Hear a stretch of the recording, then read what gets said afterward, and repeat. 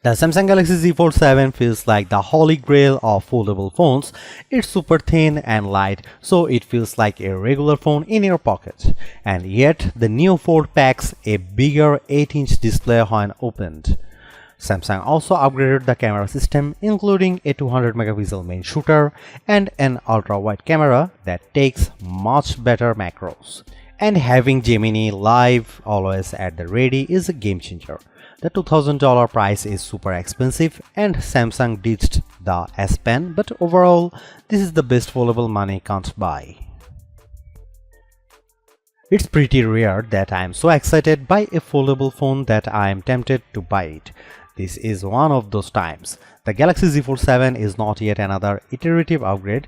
It is a huge leap forward in terms of design. It's so thin and light. I was shocked every time I picked it up for the first week of using the phone. You are no longer being penalized for wanting a phone and tablet in one device. In fact, the Fold 7 is lighter than both the iPhone 16 Pro Max and Galaxy S25 Ultra and also thinner than both of those phones when open. That's pretty freaking amazing for a foldable with a enormous 8-inch display on the inside, a 6.5-inch screen on the outside, and a powerful new 200 megapixel camera. At the same time, Samsung is charging a staggering $2000 for the Galaxy Z Fold 7, which is the second price hike on this model in 2 years. And the phone maker made some sacrifices to get he fold this thin. Bye bye S Pen. Now that I have been living with the Galaxy Z Fold 7, here is my reasons to buy and skip in my full review, and how it stacks up to other flagships like the Galaxy S25 Ultra. Who is this for? Power users looking for a tablet and phone in one device without the usual foldable phone penalty of heft and bulk. What does it cost? The Galaxy Z Fold 7 starts at $1,999 US. That's a $100 price hike over the Galaxy Z Fold 6 in the US. What do I like? The amazingly thin and light design, the larger displays, more advanced 200 megapixel camera, and the seamless integration of Gemini Live AI. What do I not like? Other than the sticker shock of that price, the unsightly punch hole camera on the main display, and the just okay battery life, some may miss the S Pen. The Samsung Galaxy Z Fold 7 starts at $1,999 US for 256 GB of storage and 12 GB of RAM. No, that's not a typo. That's $100 more than the Galaxy Z Fold 6 and the most expensive phone you can buy in the US. The Fold 7 is more affordable in the UK and Australia, with prices starting at £1,799 and $2,899 Australian dollar. Opting for the 512 GB model will run you $2,199 US. Want to try 1 terabyte? You are looking at $2,419 US, but at least that includes a bump in RAM to 16 GB.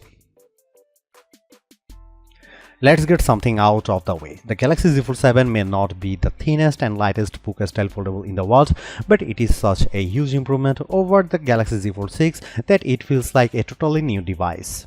Measuring 8.9mm thick, folded and 4.2mm unfolded, the Z Fold 7 is 26% thinner than the Z Fold 6, and when I hold them side by side, the contrast is dramatic. Seriously, it's the difference between wanting to carry this phone in my front or back pocket and using a coat pocket or my bag. For those scoring at home, the Honor Magic B5 is reportedly 8.8mm thin when closed and 4.1mm when open, but that's not a phone that's available for sale in the US.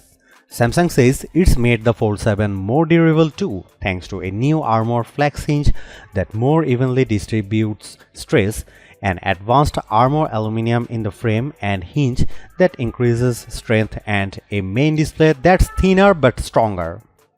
During my time with the Galaxy Z Fold 7, it felt pretty durable despite being so thin, and I like how the hinge barely protrudes when closed.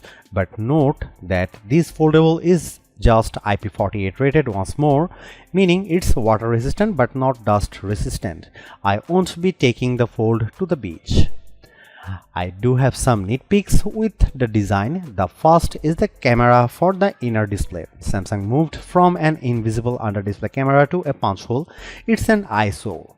I also wish the camera bump wasn't so thick. As a result, the phone wobbles when you use it on a table. One more thing, I like the Z Fold 7 could be slightly easier to open. It's so thin, you have to dig your nails in there. How about colors? If you want to stand out, get the bold blue shadow option. I love it. If you don't like fun, get the jet black or silver shadow option. There's also an exclusive mint color on Samsung.com. The Galaxy Z Fold 7 gets 3 major display upgrades versus the Galaxy Z Fold 6.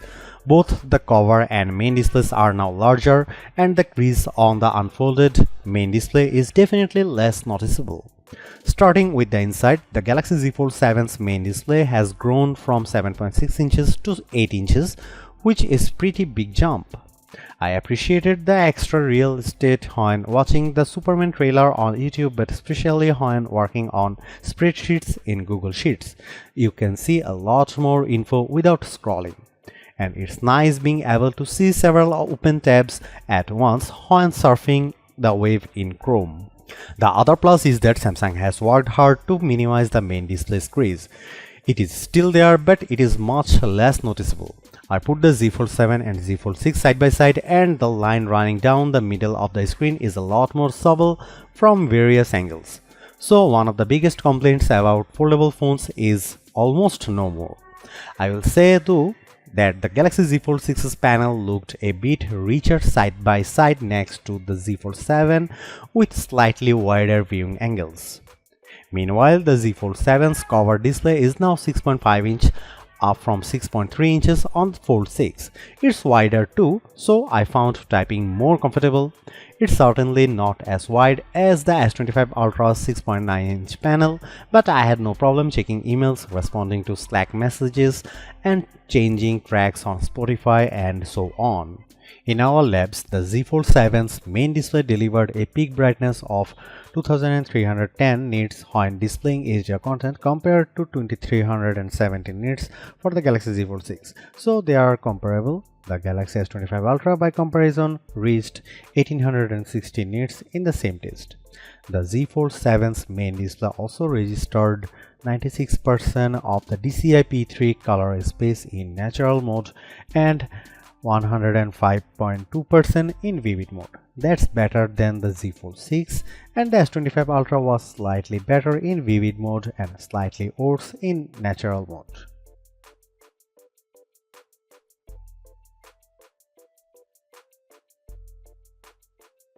The large camera lamp on the back holds the 200 megapixel main, 12 megapixel ultra wide, and 10 megapixel 3x telephoto cameras.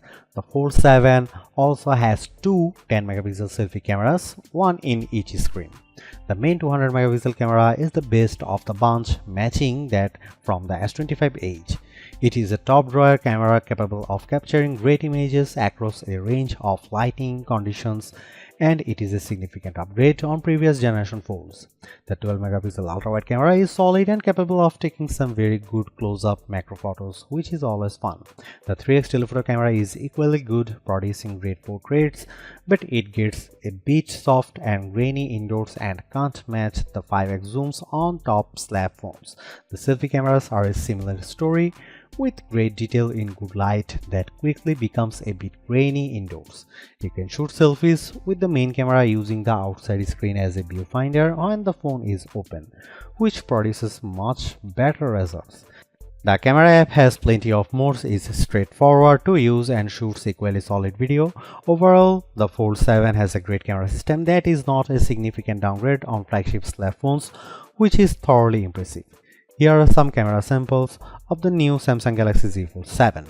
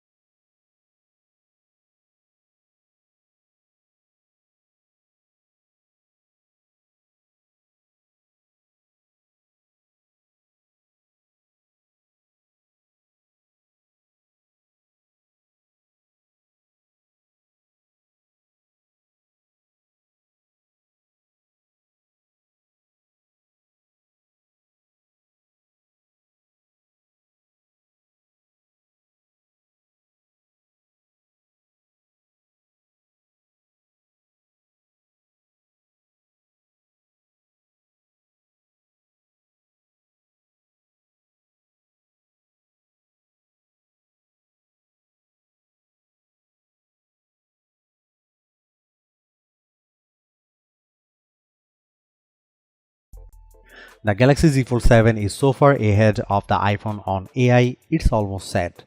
While there aren't many new features versus what the S25 Ultra introduced, Samsung deserves credit for making more of its Galaxy AI tools foldable friendly, and Gemini steals the show. I love that you can just long press the Z Fold 7's side button and then quickly launch into a live audio and video chat with Gemini Live. The window just pops up on the bottom right side so it doesn't cover up the app you are using. I also like that you can share your screen with Gemini and ask questions about it. For example, I opened a photo of the Bryant Park fountain and asked about when it was made. I learned that Josephine Shaw Memorial Fountain in Bryant Park was dedicated in 1912 and it's the first major public memorial dedicated to a woman in New York City. You can even ask Gemini questions while you are playing a game. I asked where I should go next in Wuthering Waves and Gemini gave me directions to get to the next checkpoint. The Galaxy Z Fold 7 is also super smart when it comes to generative AI photo edits. I just tapped the eraser button and it automatically recommended a bunch of people to zap out of my photo. With a couple of taps, they were gone. I appreciate that you can see the before and after side by side on the big 8-inch display. The same thing goes for other generative AI image tools like turning you and your friends into a comic, 3D cartoon, watercolor, or sketch. You can even have AI fun with your pets now, including a funky fisheye lens option. One of the more popular Galaxy AI tools gets a boost with the Galaxy Z Fold 7 and that's Audio Eraser. You can now remove background noise not just from the video recordings in the Gallery app but also in voice recorder, notes and call transcripts. In one video, I could easily remove unwanted voices in the background in auto mode and then I could fine-tune from there for the exact desired result. It took me playing only a few minutes of Wuthering Waves on the Galaxy Z Fold 7 to know this is a powerhouse phone. The graphics look stunning and the frame rate stayed super smooth as I battled a ginormous monster and ran for my life. I could easily run 3 apps at once using the multi-window features such as Slack, Gallery, and Spotify. And it's neat that you can drag and drop images from one window to another. On Geekbench, which measures CPU performance, the Galaxy Z Fold 7 Snapdragon 8 Elite chip paired with 12GB of RAM notched 3052 on the single core portion of the Geekbench test and 9735 on multi-core. That's about the same as the Galaxy S25 Ultra. The results are similar on our video transcoding test using Adobe Premiere Rush, taking 52 seconds to transcode a 4K video to 1080p. Strangely, last year's Fold 6 finishes in a quicker 40 seconds. The iPhone 16 Pro Max was way faster than them all. However, the iPhone lags the Fold 7 on the 3D Mark graphics test. The Foldable reached 41 frames per second on the demanding Solar Bay Unlimited portion of the test compared to just 28 FPS for the iPhone 16 Pro Max. The bad news is that the Galaxy Z Fold 7 packs the same size of 4400 mAh battery as the Galaxy Z Fold 6. This at a time when Chinese phone makers like Honor and Oppo are rolling out higher capacity silicon carbon batteries. For example, the Honor Magic B5 packs a 6100 mAh battery using the new technology and the Oppo Find N5 offers a 5600 mAh cell. Samsung has told us that it is investigating silicon carbon batteries, but for now it is prioritizing safety. On our battery test, the Galaxy Z Fold 7 lasted a somewhat mediocre 10 hours and 55 minutes while surfing the web over 5G. Compare that to 10 hours and 25 minutes for the Galaxy Z Fold 6. The Galaxy S25 Ultra and iPhone 16 Pro Max both lasted over 17 hours or 6 hours longer than the new Fold. Alas, the charging picture isn't much prettier. The Galaxy Z Fold 7 supports relatively slow 25-watt charging. That means you get a 54% charge in our testing in 30 minutes. The S25 Ultra's 45-watt charger got to 71% in the same amount of time. Meanwhile, the above Honor and Oppo phones boast 80-watt charging, but we haven't measured their charging speed yet. Samsung has done it. They have won over a foldable phone skeptic with a design that just feels right. The Galaxy Z Fold 7 is a trump of engineering, packing larger displays in a design that's so thin and light you forget that you are carrying a foldable around. You get two vibrant screens in one device, awesome multitasking power, and a flagship-grade camera system. And the AI features really shine on this bigger canvas, especially Gemini live screen sharing. So what's the problem? The $2000 price is super steep, and I wish Samsung found a way to pack in a larger battery. I personally can live without the S Pen, though creatively inclined users may be peeved, and I really don't mind the punch hole camera. The megapixel upgrade makes up for it. I think the Galaxy S25 Ultra is better option if you want longer battery life, even better cameras, and S Pen support for 100/. But if you are even thinking about splurging for a foldable, you will be more than happy with the Galaxy Z Fold 7. It's the best foldable phone you can buy in the US and maybe the world. It finally feels like the future we were promised is here.